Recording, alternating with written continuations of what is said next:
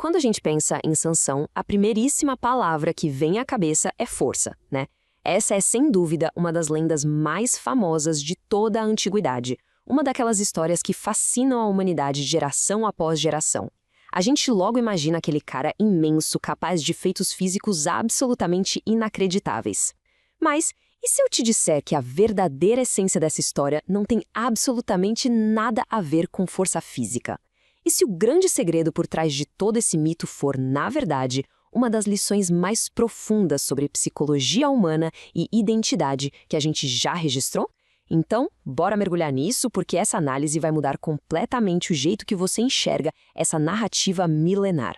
Os relatos antigos constroem uma imagem praticamente indestrutível dele. Pensa só, a gente está falando de um cara que derrotou um leão feroz usando só as próprias mãos, sem arma, sem nada. Um guerreiro que bateu de frente com exércitos inteiros no campo de batalha. Alguém com tanta força bruta que literalmente arrancou os portões pesadíssimos de uma cidade inimiga e levou nas costas. É o ápice daquele herói de ação invencível, pura testosterona. Mas, e aqui vem a grande reviravolta dessa história, o segredo de todo esse poder monumental supostamente não estava nos músculos gigantes dele, estava no cabelo. E é bem aqui que a gente precisa dar uma pausa e pensar no absurdo que isso parece. O cabelo realmente dava poderes mágicos para ele? Era algum tipo de feitiço antigo? Ou será que era um símbolo espiritual? Porque, olha, quanto mais a gente cava essa história, mais fica claro que tem algo muito mais profundo rolando. Não é sobre magia literal, é sobre um mergulho incrível na mente e na psicologia humana. Parte 1. O voto e o símbolo. Vamos descobrir o que era esse chamado Nazireu. Agora, o que é muito interessante sobre essas regras é que isso tudo rolou numa época super caótica na antiga Israel. Para estabelecer ordem e dedicação, existiu esse voto especial nas leis hebraicas que exigiam uma disciplina rigorosíssima. Quem fazia esse voto tinha que seguir 3 regras inegociáveis: 0 álcool ou qualquer coisa que viesse da uva, jamais tocar em cadáveres e a regra mais famosa, nunca cortar o cabelo. Não era uma poção mágica, pessoal, era uma demonstração pública de disciplina extrema.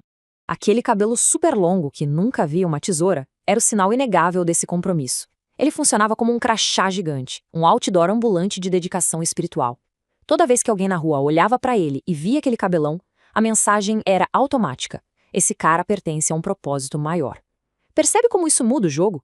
O que parecia ser uma historinha de magia se transforma num simbolismo poderosíssimo sobre ter uma missão de vida. Avançando para a parte 2, muito mais que estética. O cabelo na história humana. Hoje em dia a gente troca de corte de cabelo só por estilo ou moda, né? Mas na história da humanidade o cabelo sempre carregou um peso enorme. Dá uma olhada em como várias culturas faziam isso. Os guerreiros vikings viam o cabelo longo como símbolo de pura força e virilidade. Os samurais tinham aqueles penteados super específicos que eram totalmente ligados à honra deles. Vários povos indígenas tratam o cabelo como uma conexão profunda com os ancestrais e com o mundo espiritual. E os monges?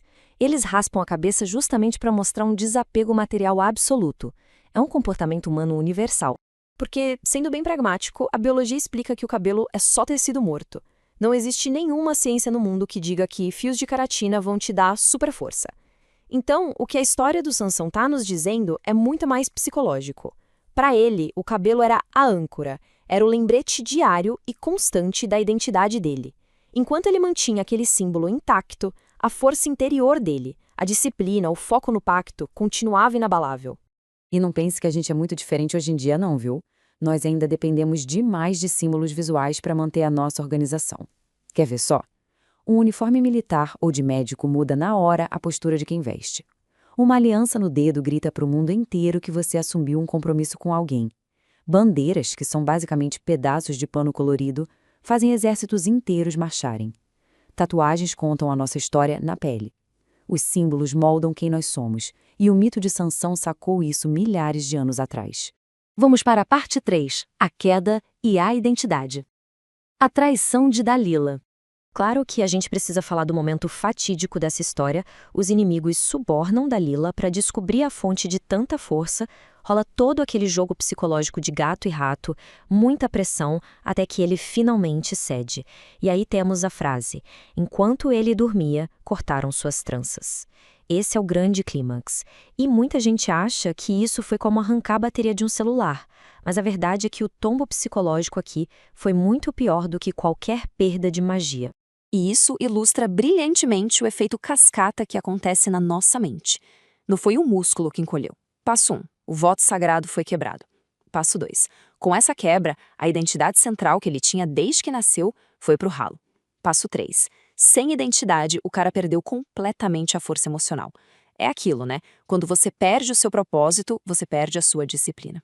E sem disciplina, já era motivação. O colapso do Sansão foi inteiramente de dentro para fora. Inclusive, a psicologia moderna prova o tempo todo como a nossa aparência mexe com a nossa autoestima. Historicamente falando, cortar o cabelo de alguém à força sempre foi a tática número 1 de humilhação. Raspavam a cabeça de prisioneiros de guerra, marcavam escravos, e até hoje os soldados ganham aquele corte raspado padrão justamente para apagar o indivíduo e forçar ele a obedecer ao grupo. Tirar o cabelo do Sansão foi o ataque definitivo à identidade dele. E aqui a gente bate de frente com a maior ironia de toda essa explicação. Olha o contraste. De um lado, a gente tem a força física absoluta, derroda exércitos, músculos de aço. Mas do outro lado, uma vulnerabilidade emocional assustadora. Ele era impossível, se deixava levar pela raiva, cedia a qualquer desejo, zero autocontrole.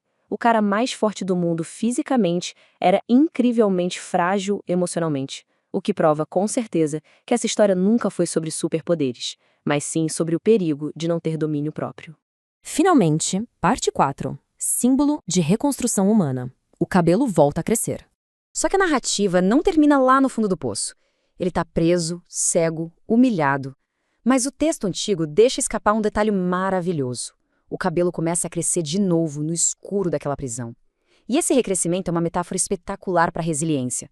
Todo mundo passa pela queda, quer cometer erros e perder tudo. Mas aí vem o recrescimento, aquele momento lento de recuperar o propósito mesmo no meio do caos, para finalmente chegar na reconstrução.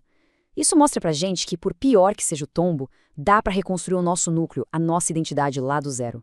Então, o ponto crucial aqui é entender por que essa história atravessou milênios. Ela rendeu filmes, livros, pinturas, e não é só pela religião, mas porque ela é um espelho gigantesco da nossa própria condição.